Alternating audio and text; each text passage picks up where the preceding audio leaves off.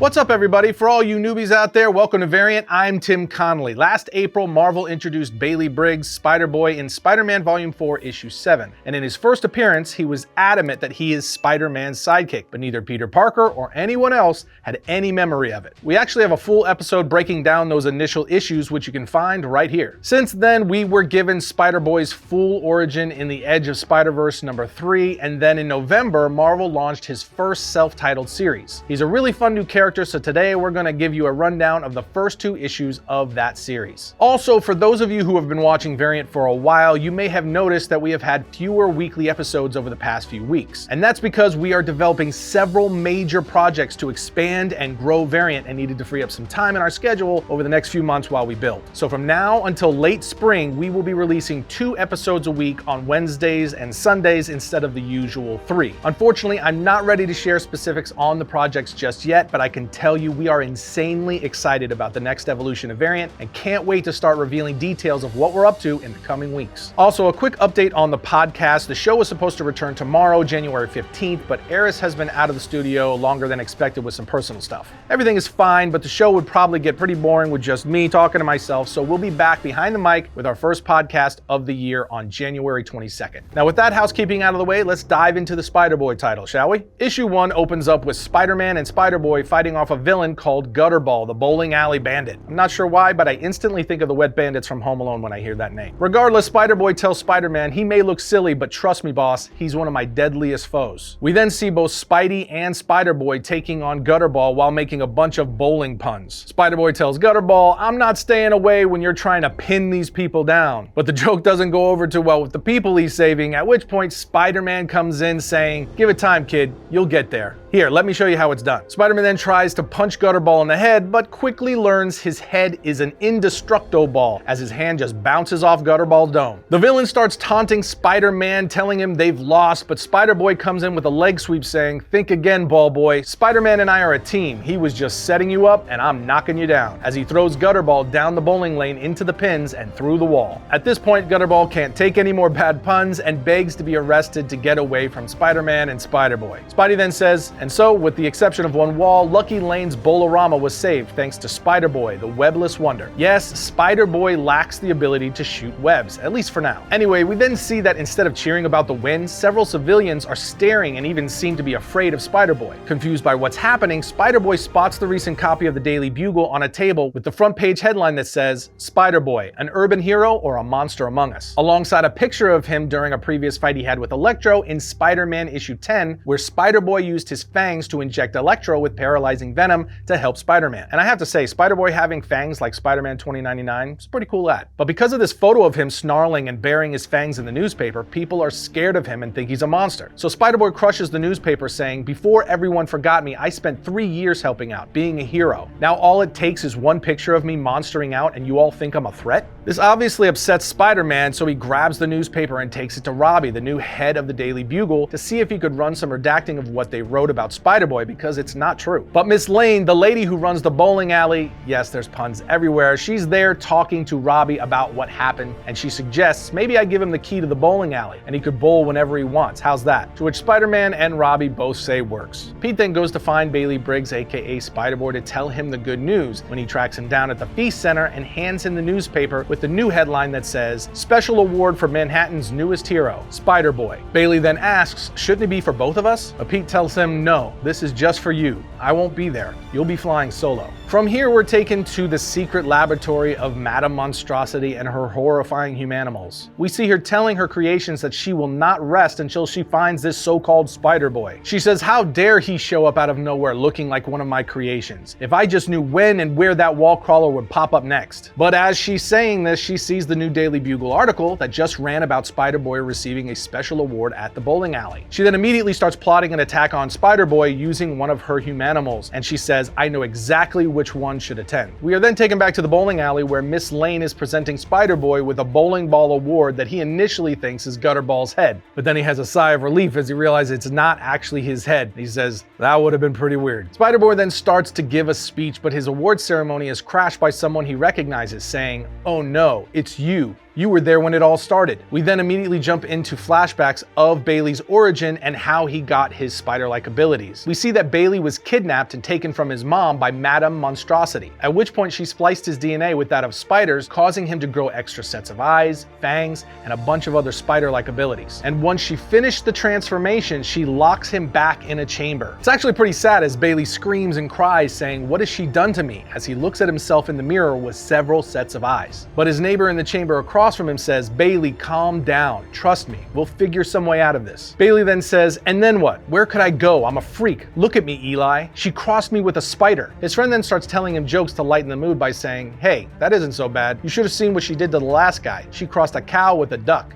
And you know what she got?" Bailey reluctantly asks, "No, what?" And Eli says, "Milk and quackers." The joke works and they both start to laugh as Eli continues to tell even more. Bailey finally says, "Wait, my mom used to tell me these. I know one. What do you get when you cross an elephant and a rhinoceros?" Eli says, "I give up." Bailey answers, "Hell if I know." Madame Monstrosity overhears this and says, "That's good. I was wondering what to try next. What a splendid suggestion, number 5. But Bailey screams saying, "What? I didn't say anything like that. We were just joking." But she just replies by saying, "An elephant and a rhino, transforming a subject into 2 animals at once. This will be quite an interesting experiment." Bring number 4, as she has some of her previous creations grab Eli to transform him into an elephant-rhino hybrid, rubbing salt into the open wound by saying, "Thank you, number 5. I never would have thought of this if it wasn't for you." A desperate Bailey then screams, "Please don't. It was a joke. I didn't mean it. I'm so sorry." But back in the present, we see that Eli, now transformed into an elephant-rhino hybrid, is who Madame Monstrosity sent to attack SpiderBoy, and Bailey clearly recognizes him. He then attacks and tackles SpiderBoy, and civilians start to ask, "Who is this guy?" SpiderBoy just says, "Hell if I know." A girl just says, "Well, if you don't know," and he says, "No, hell if I know. He's what you get when you cross a rhino with an elephant." Hell if I know then tells SpiderBoy, "You crack jokes. I crack your skull." Eventually, Hellifino is able to detain and pick up SpiderBoy with his trunk, at which point SpiderBoy sees the medallion he's wearing as essentially a communicator with Madame Monstrosity, who says to Hellifino, "Take off his mask. I need to see him." He obeys the command and Madame Monstrosity says, "I knew it. You are one of my creations, but why don't I remember making you? I must know. Tell me, boy, out with it." He replies, "Never. I finally got something over you, because everybody's forgotten me, and that includes you, Eli." Hellifino asks, "How do you know my name?" SpiderBoy is then able to distract his old friend long enough to kick the medallion communicator on his chest, breaking it. We then see that Madame Monstrosity is saying through the communicator, "What's he saying? Don't listen to him. What's going on out there?" But they both just ignore it, and Hellifino lets SpiderBoy go, saying, "I'm done here. You got what you wanted. I'm heading back to base." Madame Monstrosity asks, "But what about SpiderBoy? Where is he?" Hellifino lies and says, "He turned into a bunch of spiders and got away." A shocked Madame says, "He can do that?" We then see SpiderBoy approached by his friend Christina, who says to him, "I bet the next time you run into that guy, you'll beat him." And the main portion of issue 1 ends with SpiderBoy telling her, "Nah, Christina, the next time I see him, I'm gonna save him." Issue 2 then takes us to the Feast Center on Christmas Eve as they're decorating the Christmas tree. Bailey asks his friend Christina, "There's this thing I used to do with my mom every year, Christina. Do you think you and your folks can take a picture with me by the Christmas tree?" Christina and her parents then reply, "It'd be an honor." So Bailey asks a boy at the center, "Excuse me, would you mind taking a picture?" He lines everybody up, and right before he's about to take the picture, the kid runs off with Bailey's phone, so of course Bailey and Christina chase him. And when they catch him, the guy says, "You annoying little brat, don't you know when to quit?" He starts throwing kitchen utensils at them, but then Bailey's senses go off, which is different than Peter's SpiderSense. As the comics have explained, SpiderBoy's SpiderSense gives him psychic flashes from people, places, and things, then warns him when other people are in danger. So Bailey then says, "Not now." He tells Christina, "I gotta go." She says,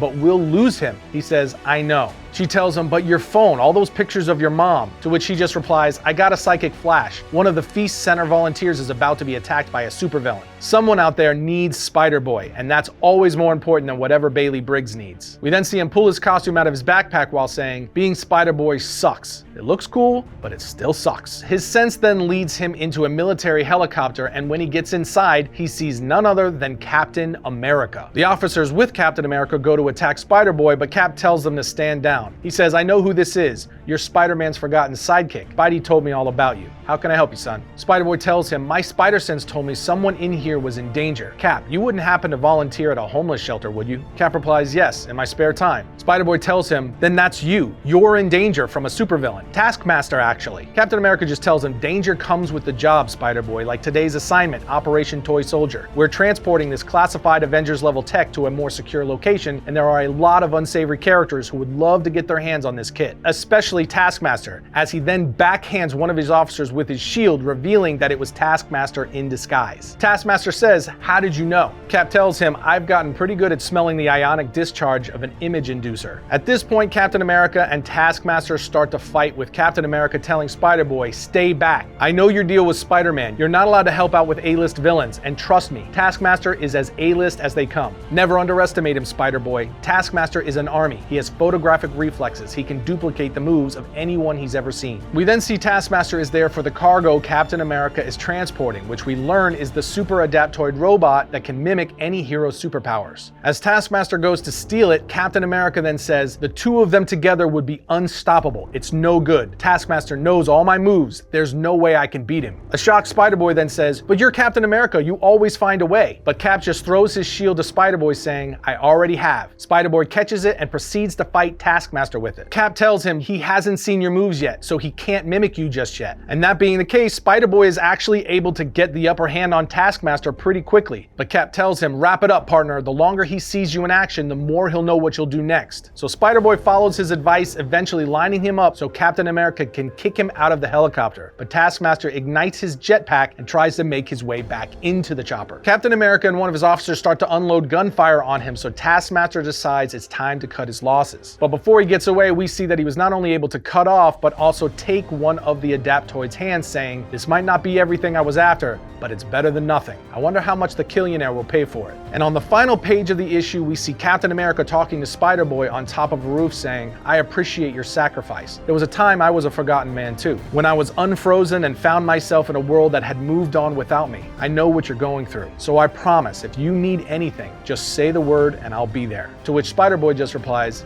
yes, sir. Cap then wraps up their conversation by saying, at ease, soldier. And Merry Christmas, Spider-Boy. And after Spider-Boy also wishes Cap a Merry Christmas, the issue comes to an end. So after 2 issues, guys, I gotta say the series is just a ton of Spider-Man fun, which is exactly what we've come to expect from Dan Slott over the years. Slott is one of the most prolific and longest Spider-Man writers in history, and this character he recently created is another great addition to his legacy. It'll be very interesting to see Spider-Boy's story continue to unfold so we can finally learn why no one remembers his years as Spider-Man's sidekick. I also thought it was interesting that Madame Monstrosity had a little memory issue of her own, so the two things are probably connected. Anyway, let us know down in the comments if you want us to continue covering this series on the channel and if you're digging Spider-Boy as a character overall. Other than that, we'll see you next time when we talk about all things comics.